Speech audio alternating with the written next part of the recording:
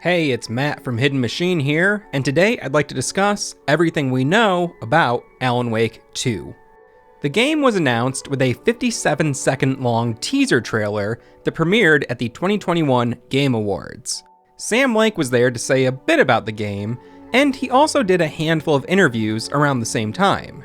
But he ended each appearance by letting us know that Remedy will be going dark on the project until the summer of 2022. So we have these brief interviews and a teaser video.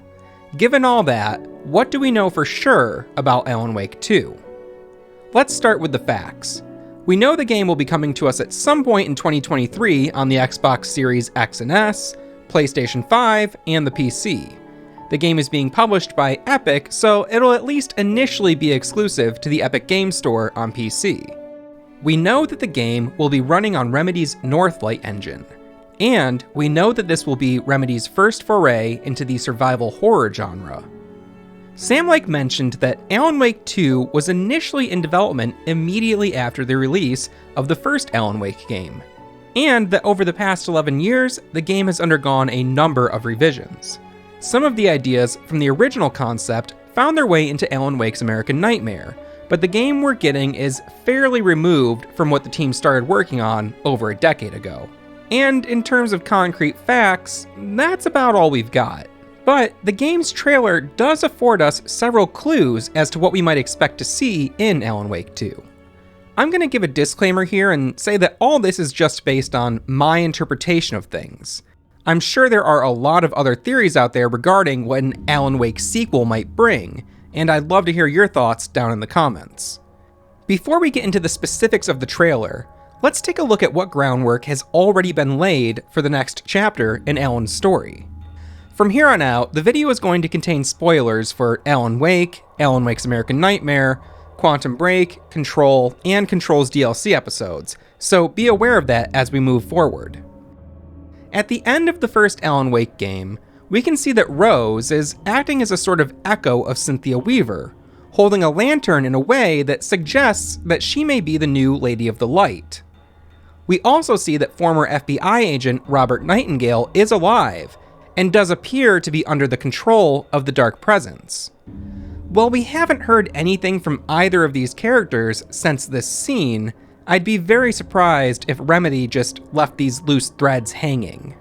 After the events of Alan Wake, Barry Wheeler became the manager for Old Gods of Asgard. He toured with the band for a while, and helped them to record a few new songs.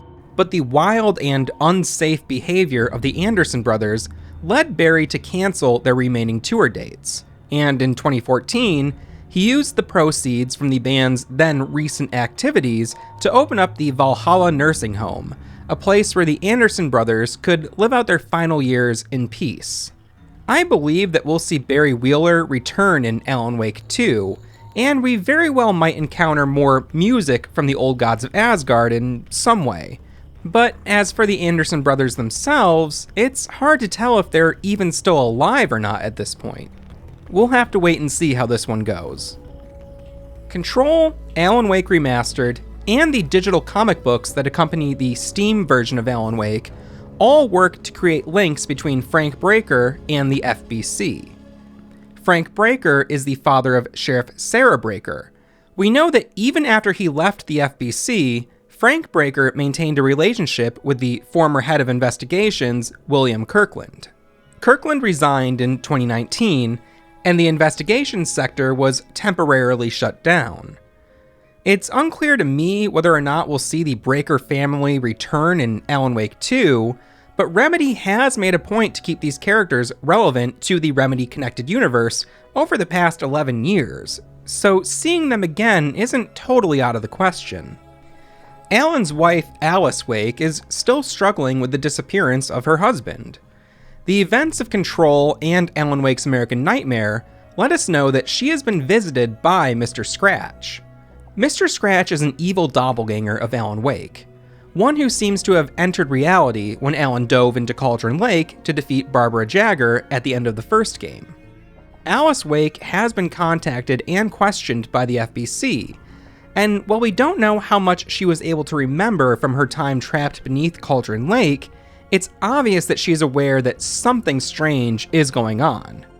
Alan's main motivation in both Alan Wake and American Nightmare was to protect Alice, and assuming that she's still at risk of being harmed by Mr. Scratch, I definitely suspect that we'll see more of her in the sequel. Thomas Zane is technically still in the dark place with Alan. He guides Alan throughout the first game and its 2 DLC episodes, and in Control, we see that Thomas Zane, now looking like a mirror image of Alan Wake, is no longer a poet or a diver, but is in fact a filmmaker. This strange scene leaves us with a lot more questions than answers, but I think it's safe to assume that it'll all make a lot more sense once we play through Alan Wake 2. Dr. Emil Hartman disappeared toward the end of the first Alan Wake game. The aforementioned comics and the AWE expansion for Control let us know that Hartman did survive his encounter with the Dark Presence, but was eventually driven to dive into Cauldron Lake himself. He emerged from the lake as one of the Taken, and was soon seized by FBC agents who brought him to the Oldest House.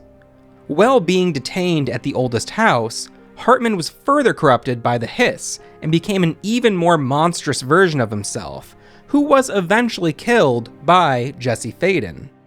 It's directly after this encounter with Hartman that Jesse learns of an AWE occurring in Bright Falls, Washington, except that it's occurring several years in the future. Langston lets us know that a female field agent named Estevez is monitoring that area. We don't know anything more about this Agent Estevez, but I do suspect that we'll be meeting her eventually.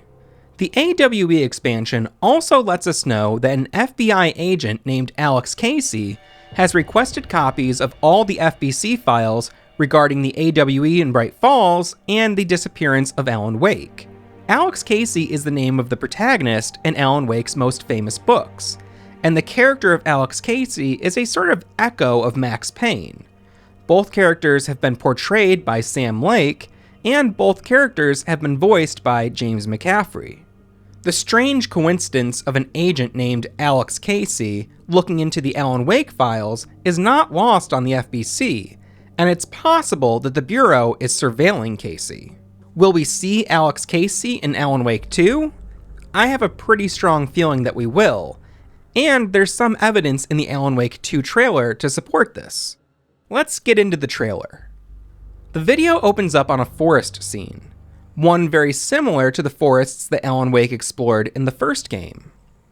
We see a crime scene with numbered evidence tags all around. A bloody body is laid out on a picnic table, with what appears to be a deer mask on the ground next to it, alongside a familiar-looking coffee thermos. This scene then dissolves into a cityscape. In both scenes, we can see a pair of overlapping triangles. The triangles are in different formations in each scene. This sort of imagery is all over Control, and I think it's much too early to say for sure what it relates to, but it's definitely a clue to something. The city scene features a subway sign that reads Caldera Street Subway Station. Cauldron Lake from the first Alan Wake game is a caldera, which is a sort of craterous hollow formed by a volcanic eruption. There is no Caldera Street subway station in our reality, but this sign is clearly a reference to the New York City subway system. We saw nearly identical signs in Max Payne, a game that is set in New York City. Alan Wake is from New York City, and Control takes place in New York City. I think it's very safe to assume that this scene in the trailer is taking place in Remedy's version of New York City, a location that Sam Lake has suggested that future Remedy games could take place in. In the background of this scene, we can see 3 different neon signs. Although some of the letters are obscured, the consensus is that these 3 signs say Ocean View, Poet Cinema, and Initiation. Ocean View is very likely a reference to the Ocean View Motel from Control, suggesting that the location could appear in Alan Wake 2. Poet Cinema is very likely a reference to the idea of the poet Thomas Zane now being a filmmaker, and it gives me hope that we'll learn more about the true nature of Thomas Zane's work and identity. Initiation is likely a reference to the departure, initiation, return cycle. I cover this idea in depth in my video exploring the Remedy Connected Universe. Essentially, the hero's journey can be broken into 3 acts. The first Alan Wake game sees Alan writing a manuscript named Departure, and at the end of the second DLC episode, Alan begins a new manuscript named Return. However, 2 years later, in Alan Wake's American Nightmare, he has still not returned from the dark place. It stands to reason that Alan will not be able to successfully write his return until the initiation phase is completed. I've speculated in the past that Alan's involvement in Control may have acted as the initiation phase of this cycle, but seeing the word here in this trailer makes me doubt that theory. In the trailer, Alan says that this is not the story that we want it to be, which could mean that this story is not going to be Alan Wake's return. It's too early to know anything for sure, but if Alan Wake 2 isn't the return, it may mean that a third Alan Wake story is in the works, either as another game or possibly as a DLC episode for Alan Wake 2. We'll just have to wait and see how this one shakes out. The cityscape soon dissolves into a scene of downtown Bright Falls.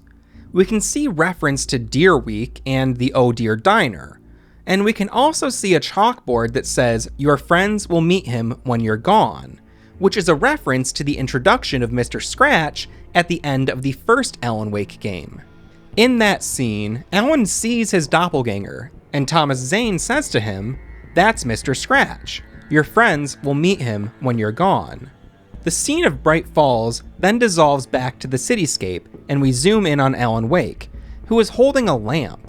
I assume that this unconventional light source is a hint at the type of game mechanics that we might see in Alan Wake 2, where we might possibly be forced to use or craft light sources other than flashlights and flares. We then get a shot of a feral, bloodied version of Alan Wake. Or is it Mr. Scratch? Up until now, we've usually seen Mr. Scratch as a more suave and refined version of Alan. However, in Control, we do see a photo that Alice Wake was able to capture of who I presume is Mr. Scratch.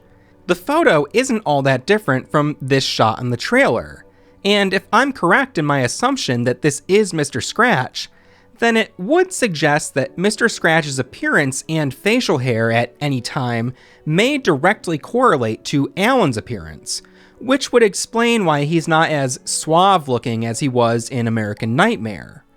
However, there are a number of theories that suggest that Alan Wake himself may be a villain in Alan Wake 2, and this bloodied, feral version of Alan may not be a doppelganger at all. However, it's definitely too soon to say anything for sure about any of that. And that's about it for now. If you caught something that I missed, please fill me in down in the comments. I'd love to hear your ideas about what we might see in Alan Wake 2. If you're new here, please consider subscribing. We post new videos every week discussing games that we love, and if you're into Remedy games, we've got a lot of content for you to check out, including a nearly 3-hour-long look into the Remedy Connected Universe. We'll continue to keep an eye on Alan Wake 2. In the meantime, stay in the light.